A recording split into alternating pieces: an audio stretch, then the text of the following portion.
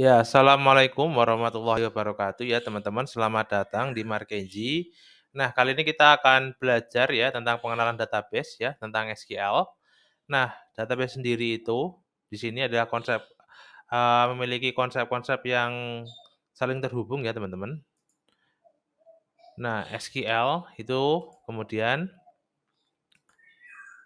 di sini teman-teman sebentar.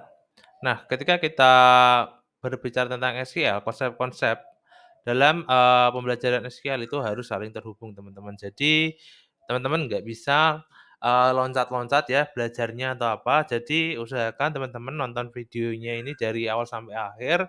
Itu untuk teman-teman yang pemula ataupun, untuk teman-teman yang sudah bisa expert ya mungkin bisa untuk, mengingat kembali seperti itu. Nah, salah satu poin penting ketika kita berhubungan dengan database, kita sebagai seorang data analis, data engineer atau lain, kita kebanyakan melakukan query ya, teman-teman. Nah, query ini usahakan kalau kalian ngebuat query itu yang efektif. Jadi, jangan semuanya langsung di-query aja gitu, select bintang al tuh enggak, jangan. Jadi, harus ada beberapa yang harus pertimbangkan. Karena ketika kalian nanti query di platform-platform seperti Google atau besar itu bayar. Jadi, jangan asal query nanti perusahaan kalian bangkrut gara-gara, query kalian itu enggak efektif. Nah, di sini teman-teman akan kukenalkan yang ini, namanya itu sebuah tabel ya dalam database, karena database ini bentuknya dalam bentuk tabular ya, yaitu baris dan kolom. Nah, di sini adalah suatu isi ya dari, database itu sendiri. Jadi di tabel ini, dari tabel database, sorry. Nah, ini ada satu ABC, ada ID dan nama rak. Nah, kemudian di sini teman-teman, nah ini yang sebelah sini itu namanya baris. Yang di bawah ini satu 2 3 4 5 ini sampai 4 ini, ID sampai 4 ini adalah baris. Kemudian di sini ada kolom ya teman-teman, ada kolom ID, ada kolom nama rak, kemudian di sini, nah ini adalah fields itu adalah sebuah kolom ya, jadi dalam satu tabel itu bisa terdiri dari beberapa kolom ya, mungkin ada ID, nama rak, hak, dan sebagainya. Kemudian teman-teman, nama ID ini kan saling saling terhubung nih.